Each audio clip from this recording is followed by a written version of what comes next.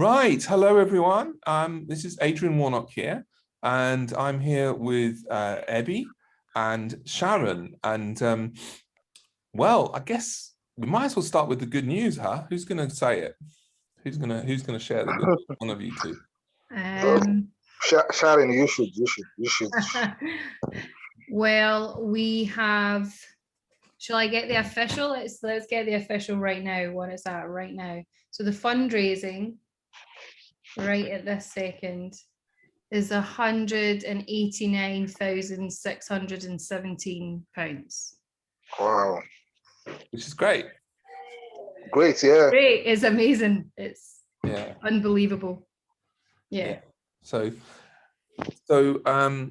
my understanding is that that kind of means we're basically there. Is that right, more or less? Yeah. So we know that Simon and David have given a 5-figure sum each. So that would mean we've hit the target. Minus some fees. There's still some fees, but yeah. So we still need a little bit more. Yeah, a little bit more just for the fees, but otherwise, yeah, done. Yeah.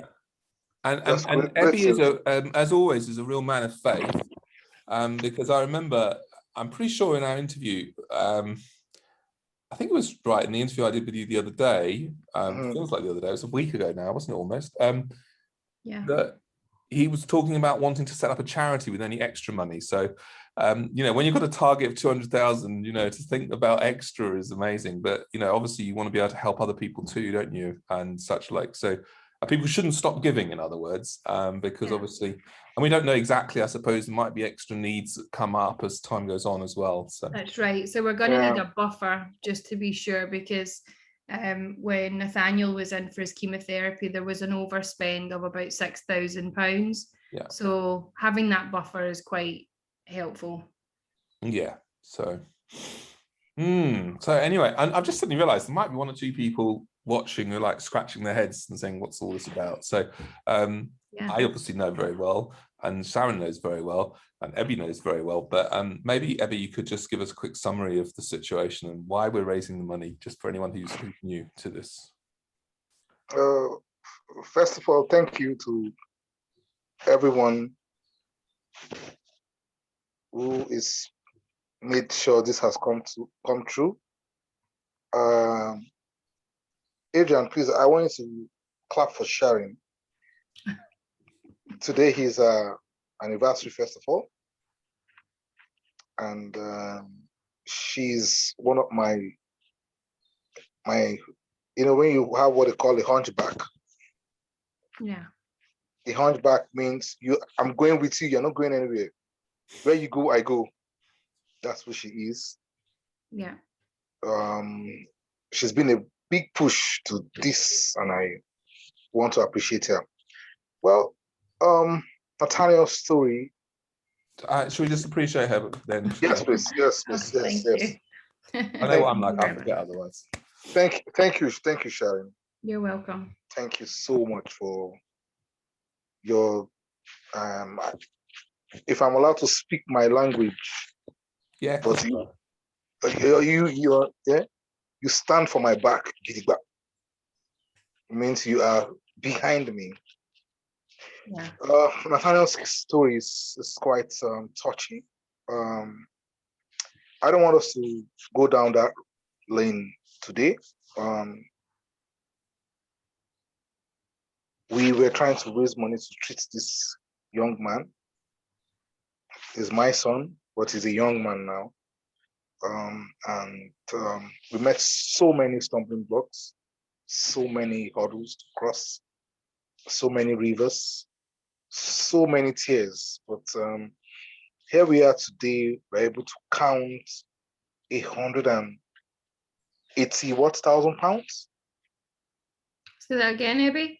100 and how much thousand pounds do we have now? 100 and let me remind you. Probably gone up.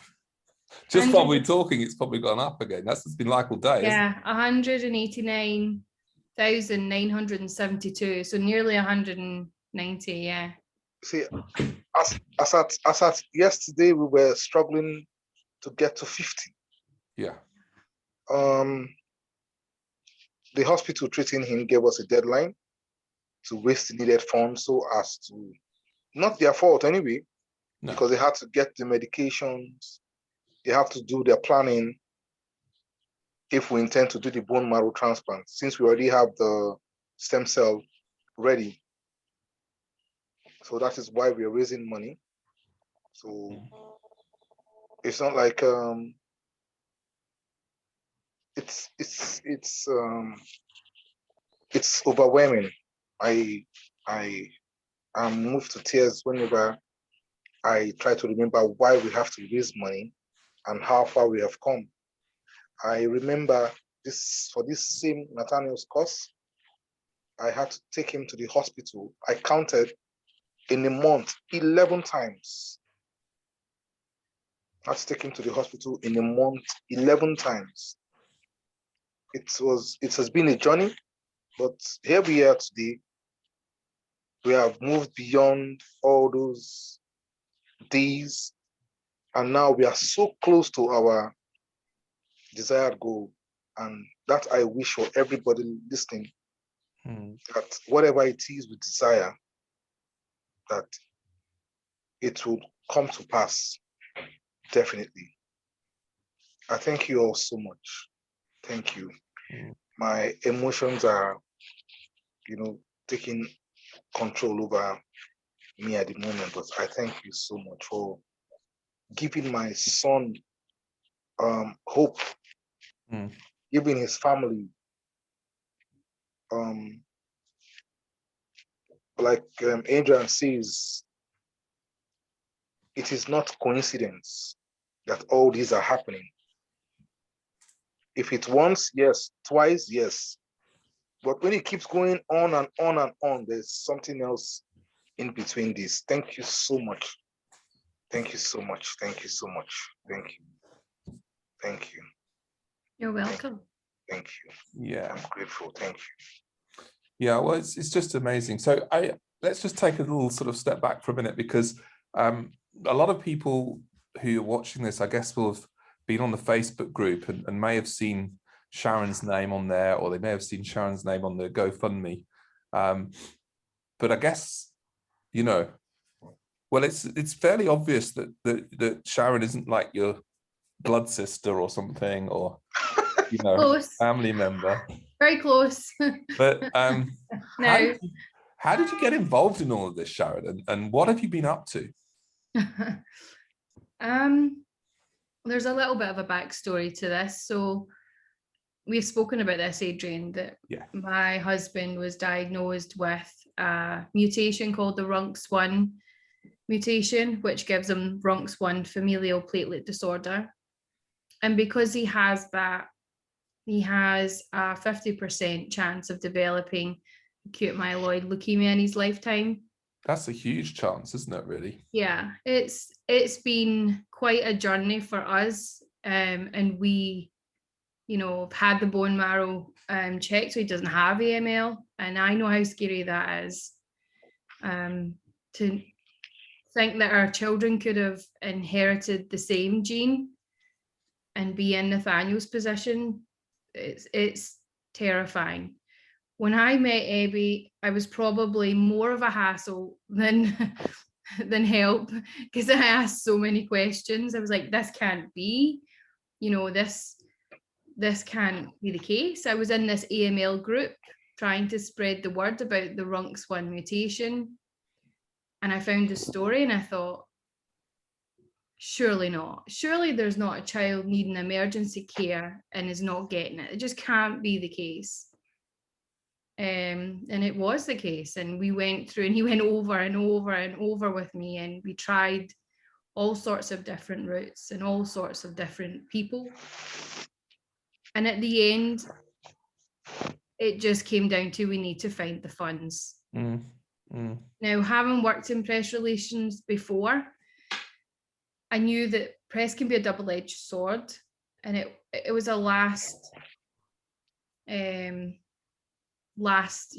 idea for me. I didn't want to put it in the press, but I knew that if we didn't, he was so sick at that point, and if we didn't, he would probably die.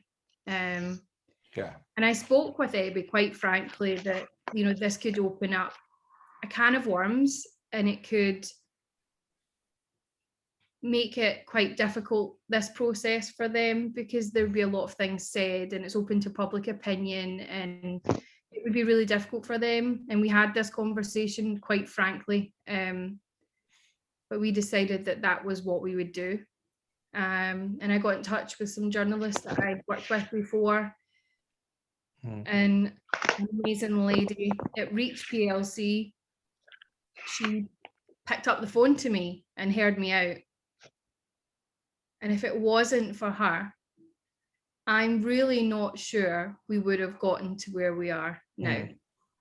It's a step by step sort of journey, isn't it? And yeah, and I guess, Sharyn, I mean, we can certainly say if it wasn't for you, we wouldn't have got to where we are, because I know even for sort of me and the small role I had in putting it onto the website, it was you that I came to for a little bit of extra information. Yeah. Obviously, I went to Ebby as well, just to understand what was going on and what you'd been doing.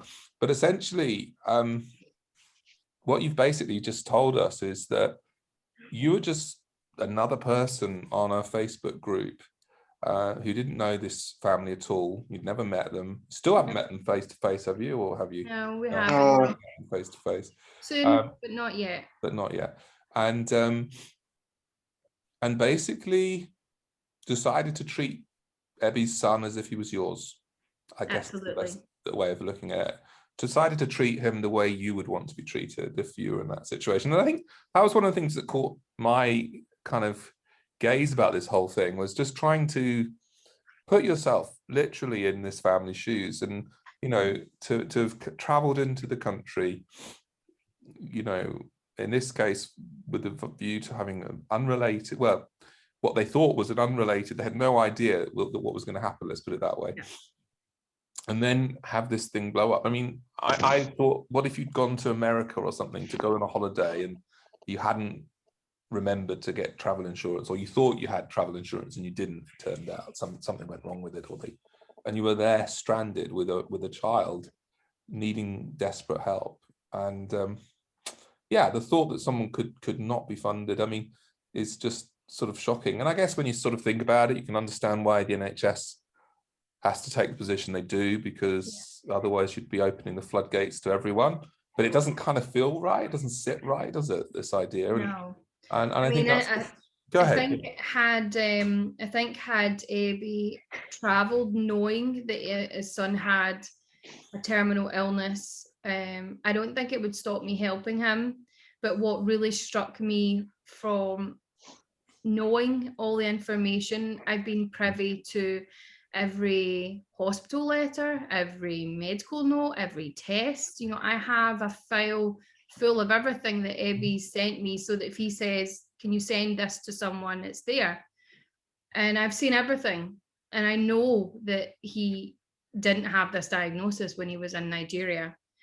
So that made it even harder, because I thought they've came here, you know, when you have cancer, it's very difficult and very expensive to get travel insurance.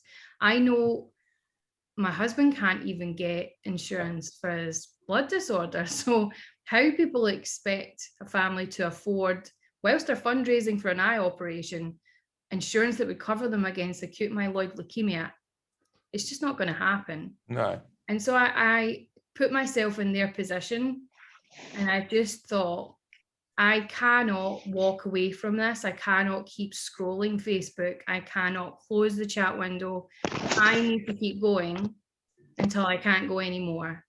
And me and Ebby have spoken every single day since January. We've, you know, we're like so close. Our families are so close now, because we've been through this journey together since January. So really, it was something of a miracle that, you know, of all the people that would catch on to this story first, if you like, you were press, you know, you had those press connections and that sort of background to help in that way. I mean, that's quite remarkable. Small cog in a large machine. I mean, I connected Ebby with Angela, and they've done the rest of that work. There's nothing that I've done after that point, so I'm not going to take credit for that. they didn't have to do half of the things that they have done, and they've been so empathic and compassionate. So this is this is the expect Mirror that. people, is that what you're talking about? Yes, that's right. So Angela's an editor at the Reach PLC, which is the Mirror and the Sunday People, and so she's been really a huge support in getting this story out there. And you know, we text a lot, just talking about this, and we're just all rooting for the family and rooting for Nathaniel and just want him to get this chance. But it's not over yet. I mean, this is a celebration. We've reached that target, but Nathaniel has to get through this treatment still. Yeah. And that's scary. And I don't know what that really entails, because this is not something that I've got experience of. So every day I'm asking Ebby, what does that mean? You know, oh, how long is it? You know, because I want to know. Yeah. And I mean, this is obviously, you know, it's a chance at life, isn't it? This is what we're talking about here. Yeah. It's a chance at life. And it's a great chance of life, and it's a chance of a cure as well, and a chance of a normal life potentially for this young man. And yet, of course, you know, we know that AML can be a killer, and a lot of people in the UK will have recently heard of Ashley Kane's baby, who sadly died when they were in the middle of their own sort of fundraising efforts for And a lot of people will remember that Azalea's face and eyes had all swollen. And that's how I saw Nathaniel for the first time. So I know now, and when me and Ebby first spoke, he said they're only going to offer hospice care because it's so expensive, we can't afford it. What can we do?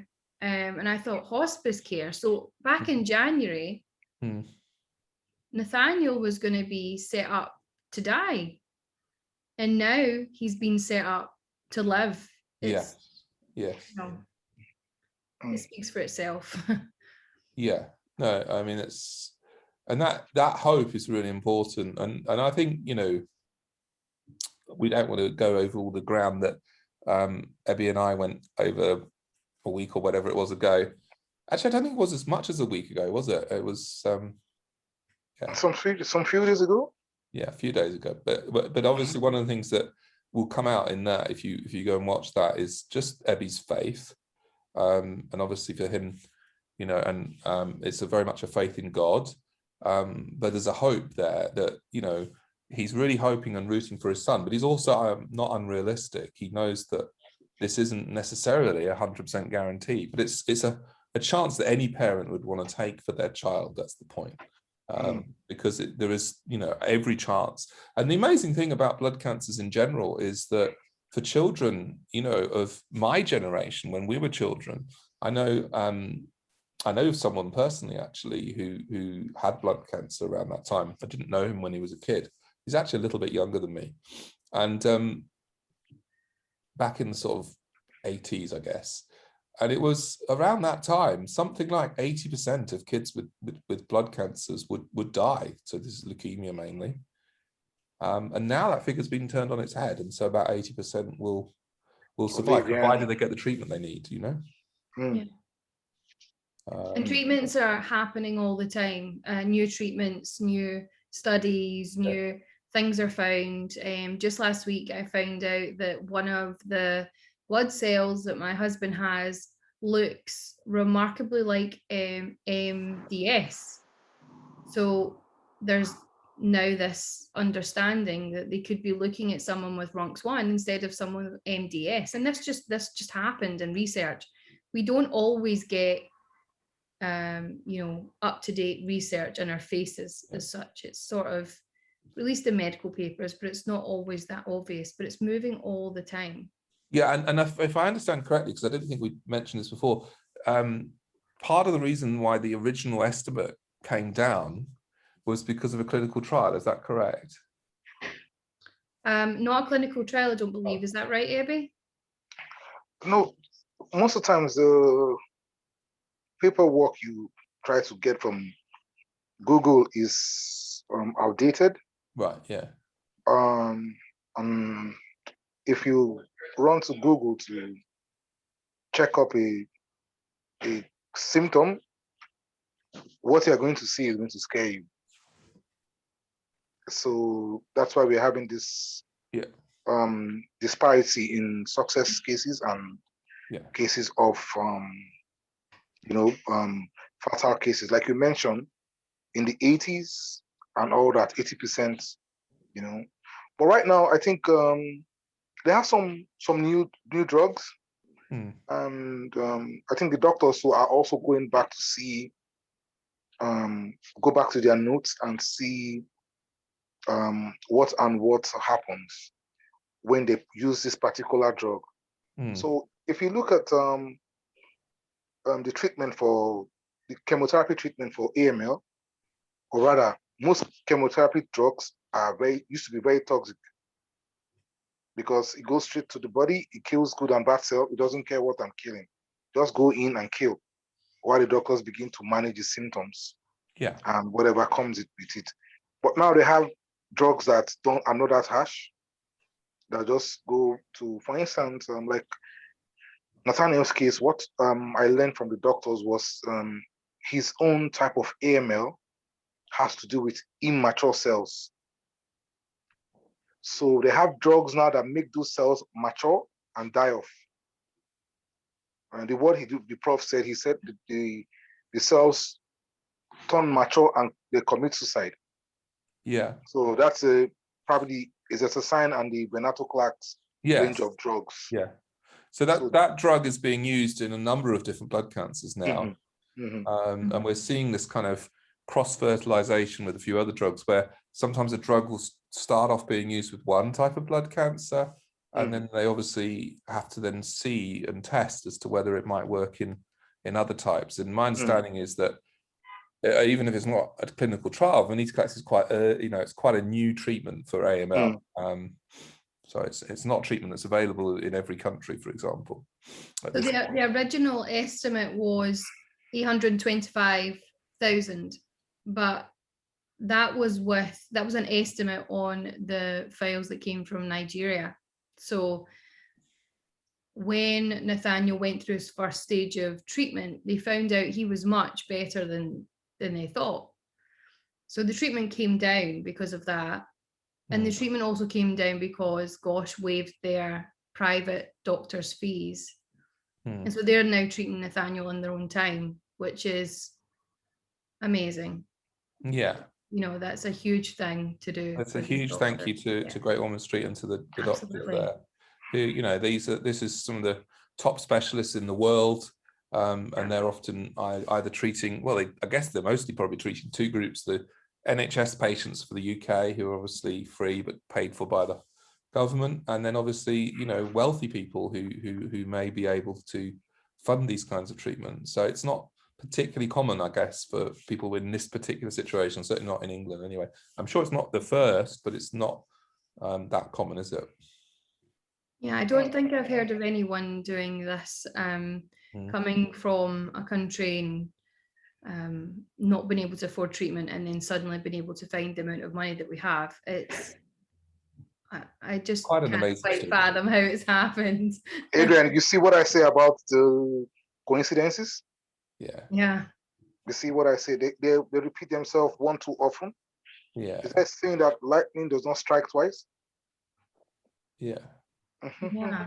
Yeah. And so it feels very much, doesn't it? And this is, I think, a really good example of the kind of what we would call the journey of faith, isn't it? Where sometimes I think, you can be like, oh yeah, God, heal my son, and that's great. And you might even think, yeah, I believe God's going to do it. But actually what's happened here is not some huge sort of supernatural miracle in that sense, although there has been miracles, but there've been miracles more of these kind of coincidences, like you said. And then it's like a step-by-step thing. So it's like, what do we do?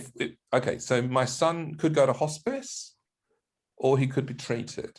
Okay, we want this one. So how do we go down this treatment route? What's the first step? And I guess connecting with a stranger from Scotland was that first step, but it was only the first step. But then that was a step, and then the next step followed, and then the next step followed, and then the next step followed. Yes, you're right. It's I don't sound like a broken record, but I cannot explain what happened all the way till today, because even today's events, I don't know what to say, because this event was just planned under Sharyn, remember when we got the email? Yes, the email from them. Yeah. So this is this morning we're talking about now, aren't we? Yes, this morning, yeah.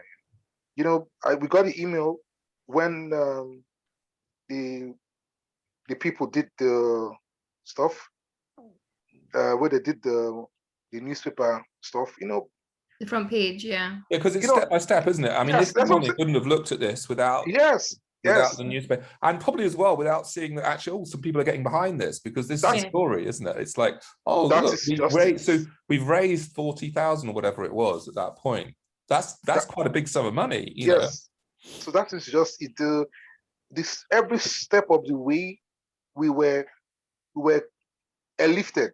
That's the word I will use, by some propeller, some force. Because I can't wrap it around my head how we were able to get to what we have just today. We have not even gotten to 9 p.m. Yeah. Do you understand what I'm saying?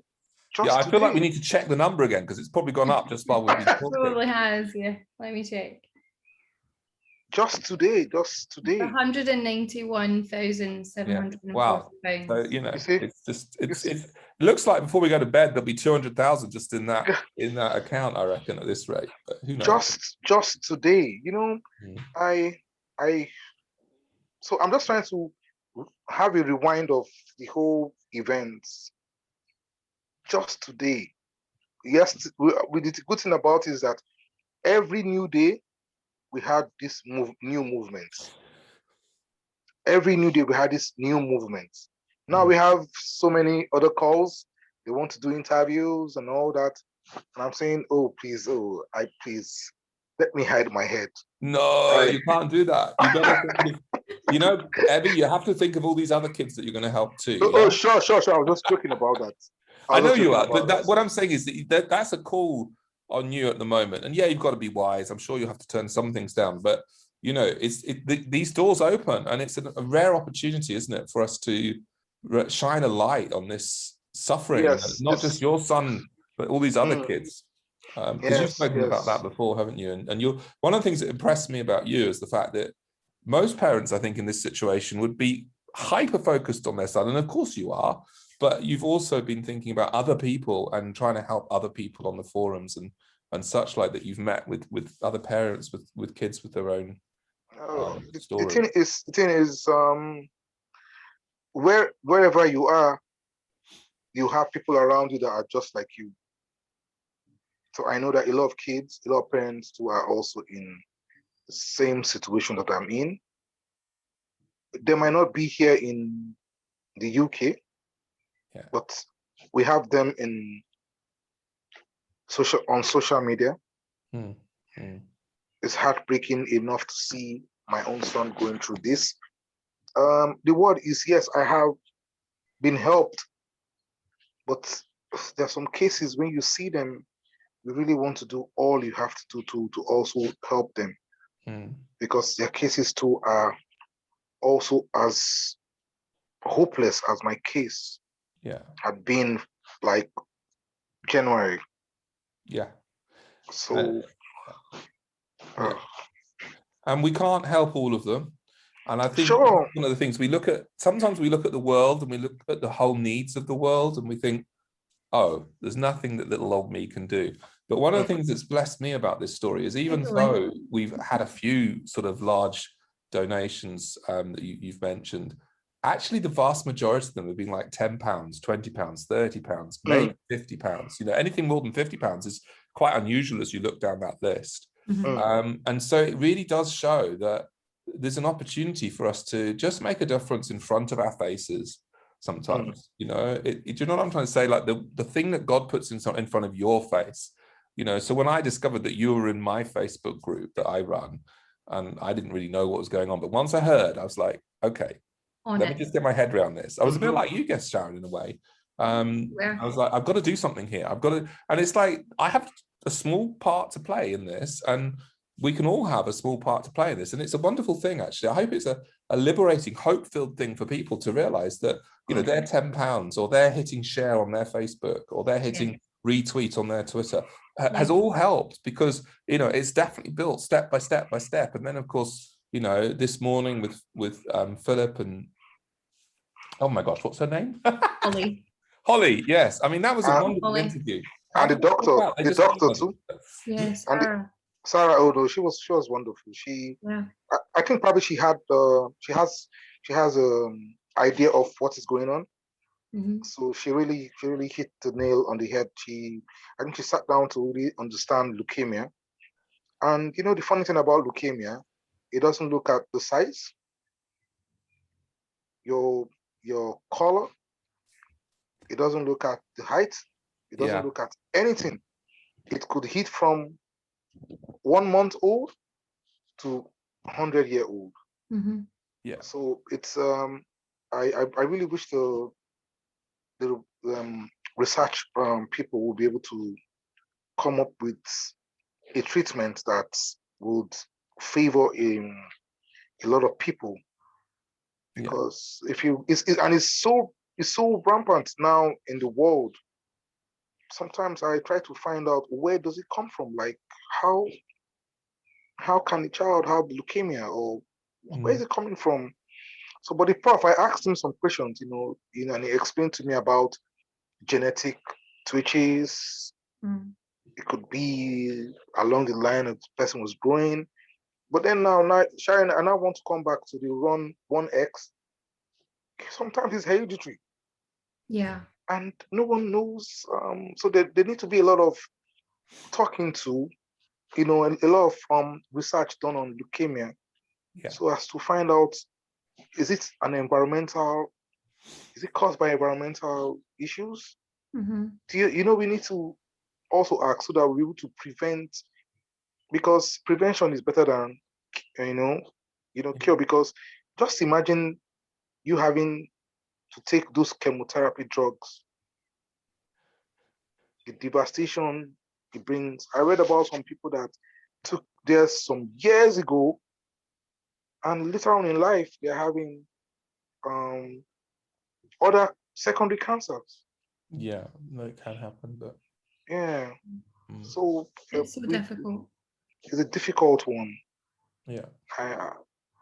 Adrian, I think you are better off in this research, so we are looking forward to you getting us to that level of engaging.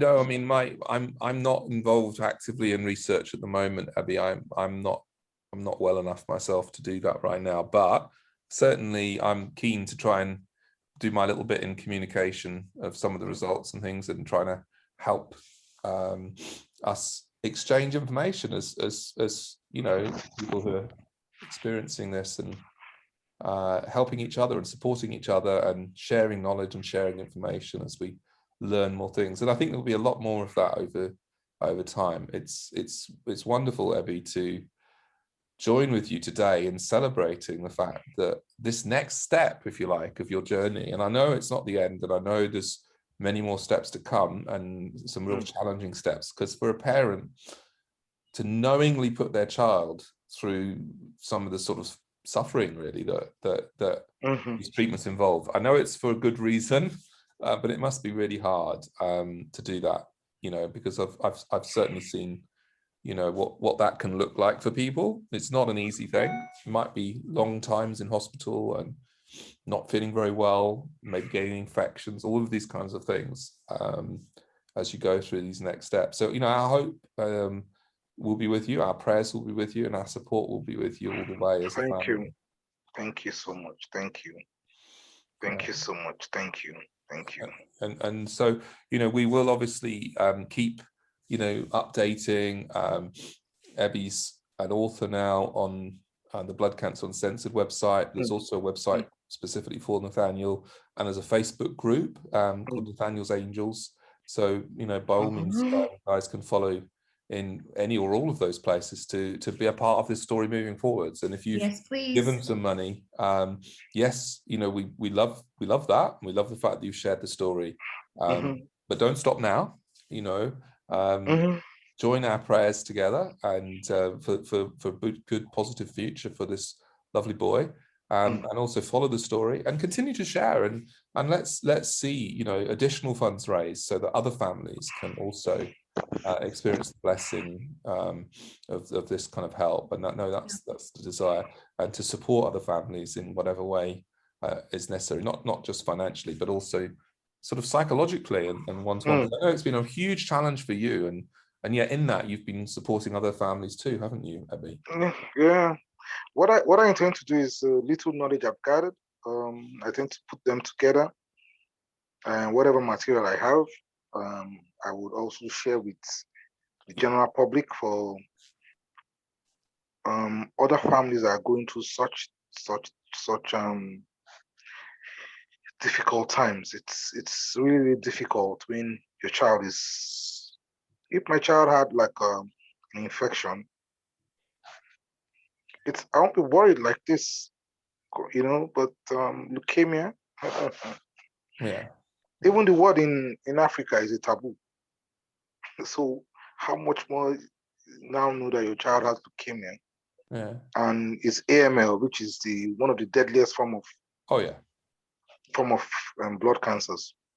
Oh, it is. So I would put together my piece and try and reach out to other families as well that are going through such, and try and stretch out a helping hand to them, as I have also been helped by strangers that I've done to sisters and brothers as well.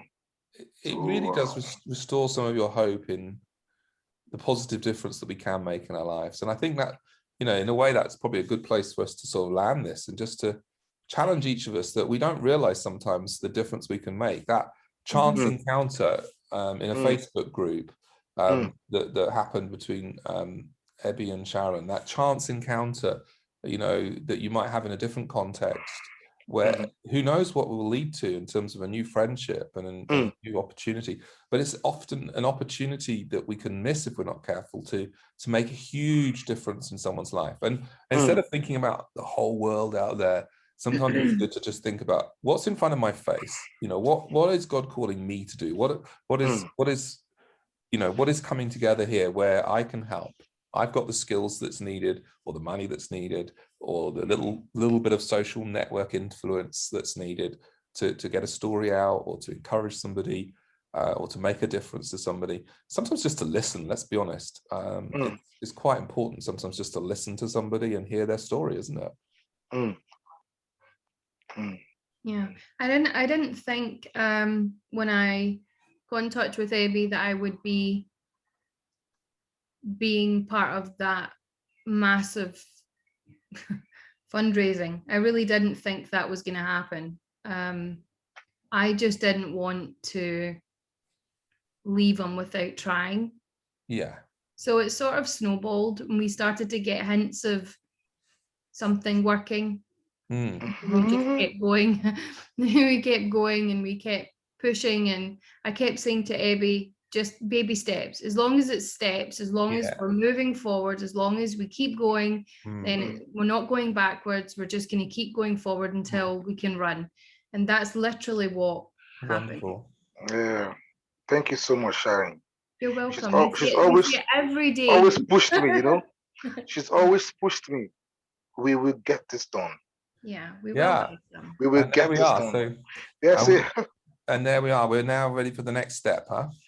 Yes, please. Yes, please. But when will that be? So do you know roughly what we're talking about? I know they've got to prepare things and get ready. So a series of tests lined up, which we've done about 3/4 of them. Okay. So we have the last lumbar puncture test this Wednesday, Thursday, just to check the state of the bone marrow. Then we have a meeting for a BMT meeting for the 19th, and we'll be able to now sit down and say, okay, these are the plans. So, but the doctors are working behind the scenes, so they are collating all the test results. Yeah. So as to, I think we have one more test, which is the ophthalmology test, because what they are doing is that they are making sure every part of the body is in good shape. Yeah. To go for the bone marrow. And again, they are also bringing in all the doctors that, because they normally have what they call the host versus graft. They're being proactive. Yeah.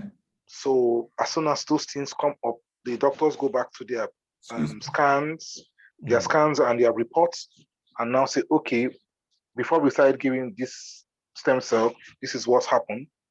Now, where are we? So they're making sure, but the word is they're crossing the T's and dotting the I's before we do that. It's a big task, isn't it? And yes.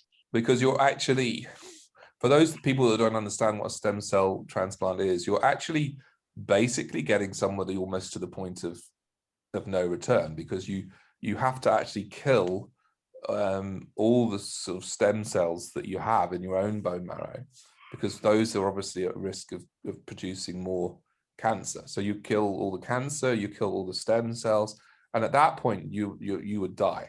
But before you die, they give you someone else's stem cells, or sometimes your own, if they've been able to harvest your own and keep them pure, which does happen with some blood cancers, but not with AML. So they give you, in this case, it will be the umbilical cord stem cells that they've got from some kind parent who decided one day that rather than throwing away their umbilical cord, they would give it. So that's a huge thing for anyone watching. Take a swab, get yourself on the stem cell list. If you do have a baby, put the umbilical cord into these pools, and that's a huge step.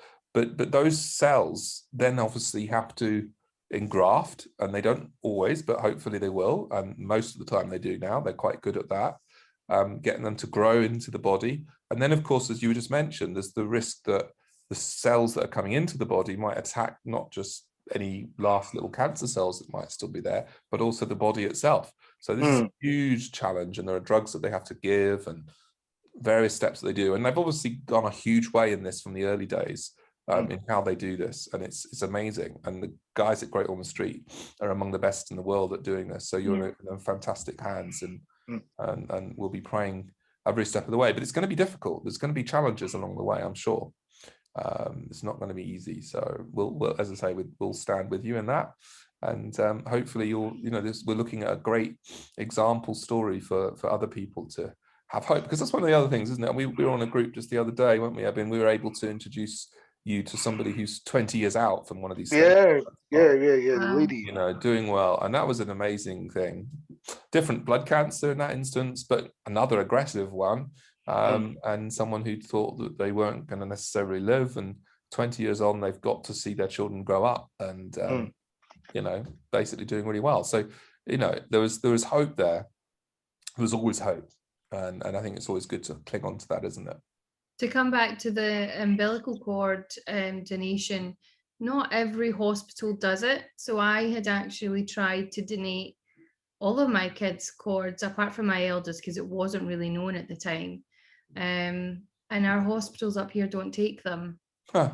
So to get, more of that involved all over the UK, and to try and make that the norm, a bit like organ donation, it's going in the bin anyway, so why not use it? It seems madness that it just gets incinerated. It's just that is crazy. And then of course as well, the swabbing of the mouth in order to try and get a match, particularly for young people, but people of not quite any age, but basically the younger you are, the better for that. 30 down, 30 below.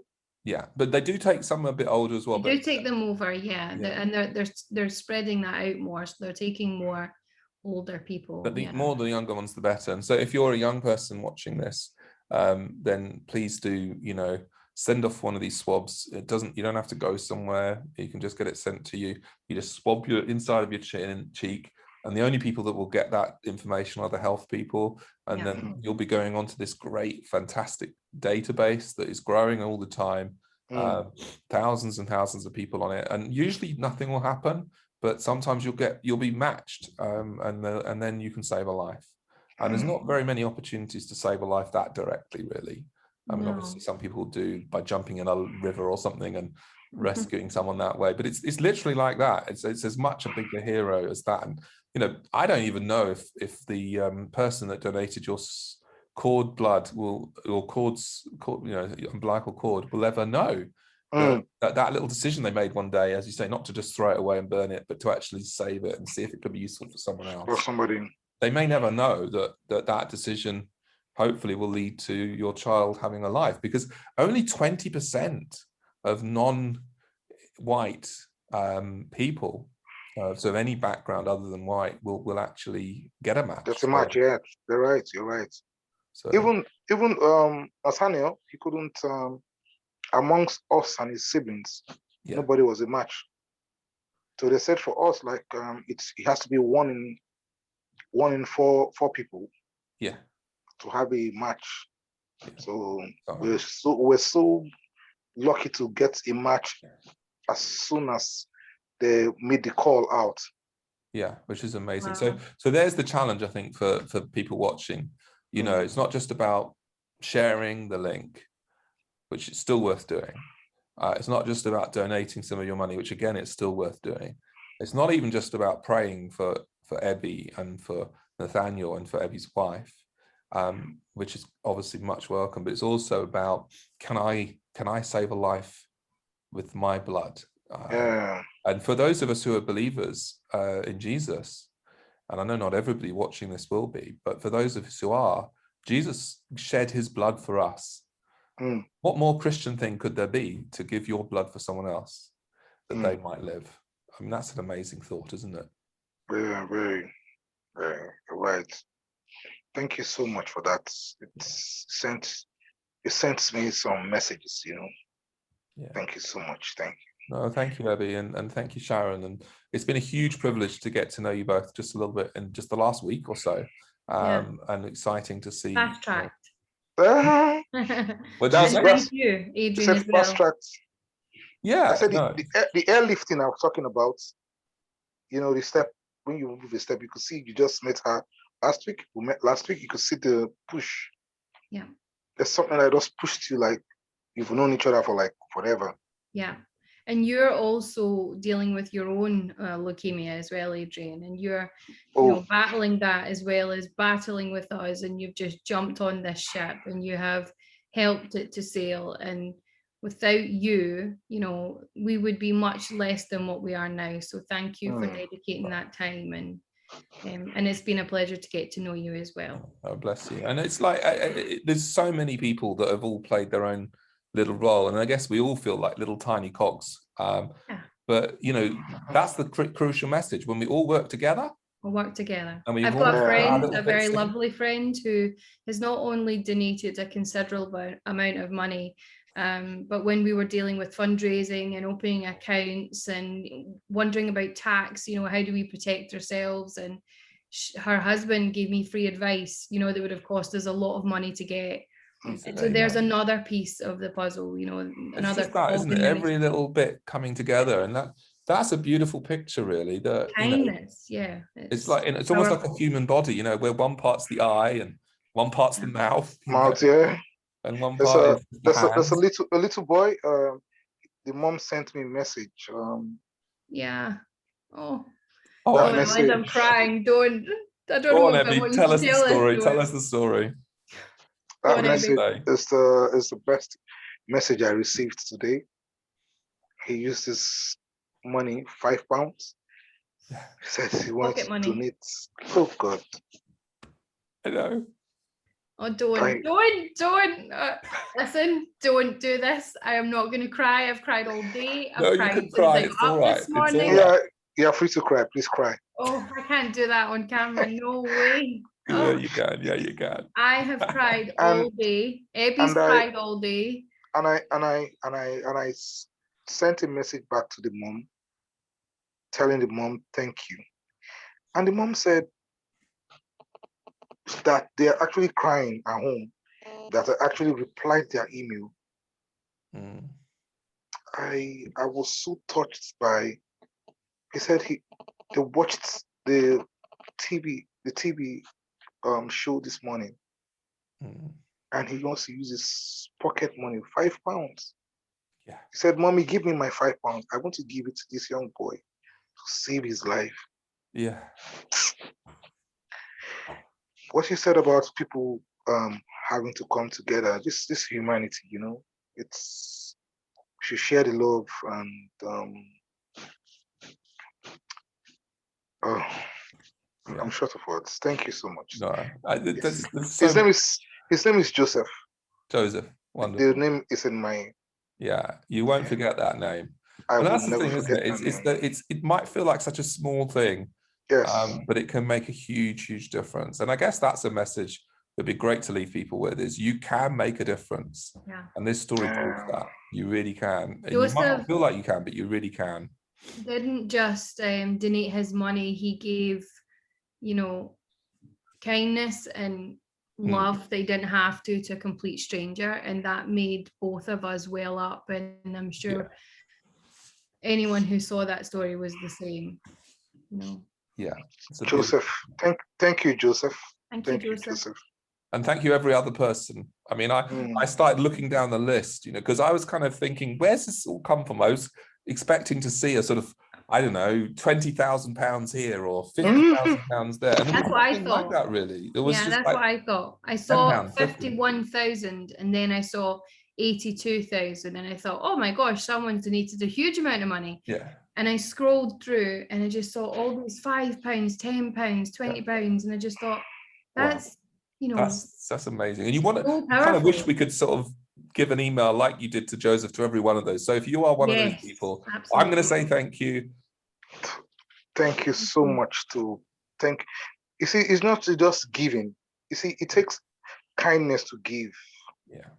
And it is so amazing that in the midst of the hardship in the world, COVID era, when I say it's a miracle, I tend to bend spiritual. But out of nothing, people still gave. Yeah. They had the call. They might have said, "I'm not giving. Why would I give you? Go back to your country." Do you understand what I'm saying? Yeah, of course. But out of the little they have, they still give. And that is just pure love. Yeah. It's wonderful. It's pure love. Thank you so much. Thank you, everybody that gave. Thank you for your prayers. Thank you for your support. Yeah. For coming to our cries. Thank you, everybody. Thank you. Yeah. Thank you. Thank you. Thank you. That's a great place to stop, really, isn't it? Thank you. Thank you. Thank you. Thank you.